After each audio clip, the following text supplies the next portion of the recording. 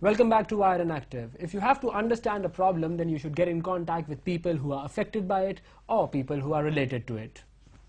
We've got someone in the studio who is known by everyone who has been watching Wired and Active, the host of our first season, the editor-in-chief of the CIO magazine, and a blogger, Rabia Gharib. Assalamu alaikum, Rabia, how are you? I'm good. How are you? I am also good.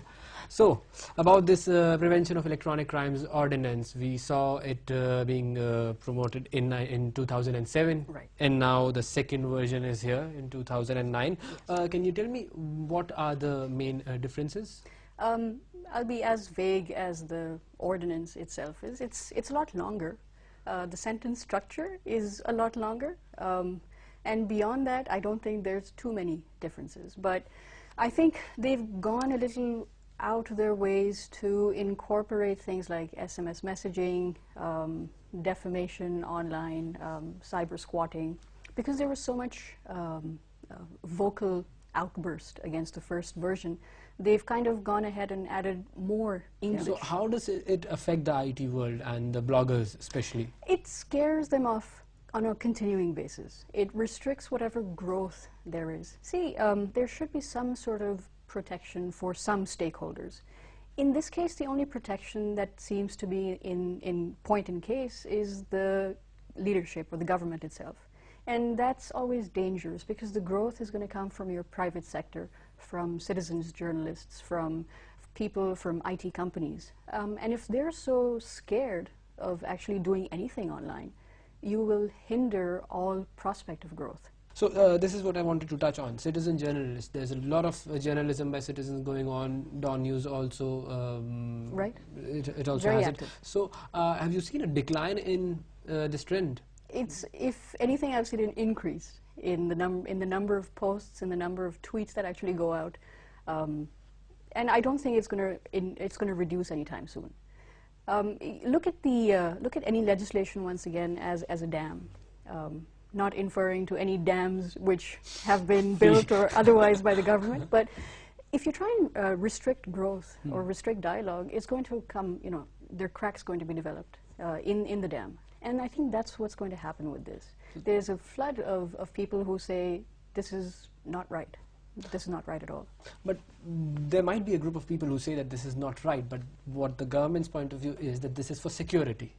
What's their take on that? Whose security? And that's a question which perhaps you might want to ask them. Security of the government, security of the people, security of all those who are users of the internet, security of everyone. But you see, security shouldn't be confused by that democratic right of speech. I have a right to voice things against you if I like, even though I really like you.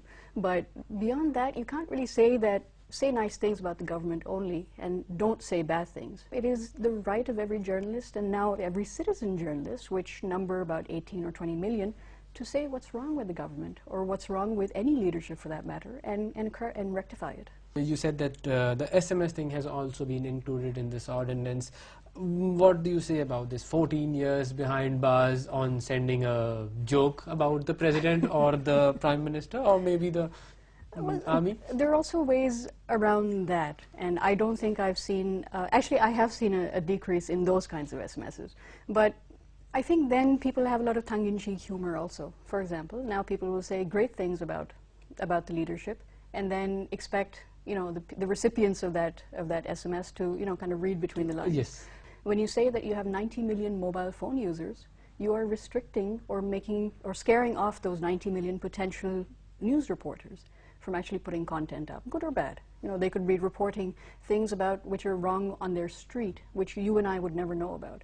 But if you put in clauses like this, which actually shrug that responsibility off, they say, what the hell, we don't want to do this anymore. That particular clause I had to read through 50 times to actually understand, and I still don't understand it. So I mean, imagine the layperson on the road who just has this concept that SMS is bad. Don't use it at all. You're actually hurting a lot of people. What do you suggest? What should be changed in these laws? I mean, okay, there is a security angle. The government wants to do something, but obviously then there's this online community who opposes it. Can there be a balance? The government needs to, first of all, figure out what they want to achieve. Any ordinance has to have a specific purpose. The purpose of this particular ordinance seems to be to protect only one individual or one party. They need to be very proactive in saying that, okay, if we have not an ordinance, but perhaps a framework whereby it is bad to talk about a particular ethnic group, that I can understand. I mean, it's common sense. But if they have a specific framework as opposed to an ordinance, I think people with common sense will be more inclined to use common sense rather than, you know, because you try and censor me, I will go against that anyway, because there's no way you can stop anyone. And I don't think it's just the online community, I think it's also an offline community. People who read the paper, who want to share news items and everything, and I think they are also being hurt. Also, the international community, they tend to think of us as being extremely backward, which is not what Pakistan is supposed to be. You asked what the difference between the first and the second revisions were. There was so much outburst against the first revision. The entire community said, these are the changes which we think you need to take. In the second revision, not any of those changes have been taken into account. In fact, to the extent that during the meetings which were minuted to, in between the first and second revision, the fact that the community had also spoken out against these specific points were not even minuted. So, I mean, we continue to make our case, but I don't think it's reciprocated from the other side. Despite the fact that in the first season of Wired and Active, I think it was the first episode, where the then head of NR3C actually said that, no, this is not the case, we're very open to dialogue. I'm not too sure if it is. You know, it's my word against yours, or our word against theirs. My final question, Rabia, will it work? Will the ordinance work? I don't think so. I mean, walk out on the road, how many of the other legislation actually works?